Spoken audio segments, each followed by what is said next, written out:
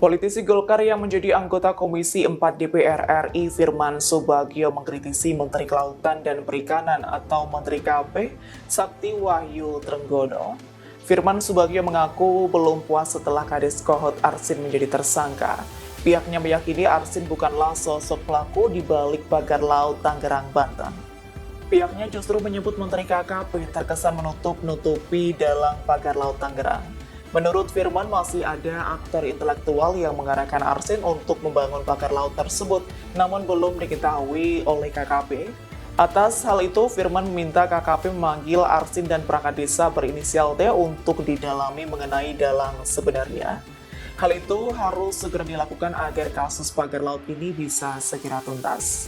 Pasalnya, Firman menilai tak mungkin seorang kades memiliki uang. Download Tribun X sekarang, menghadirkan lokal menjadi Indonesia.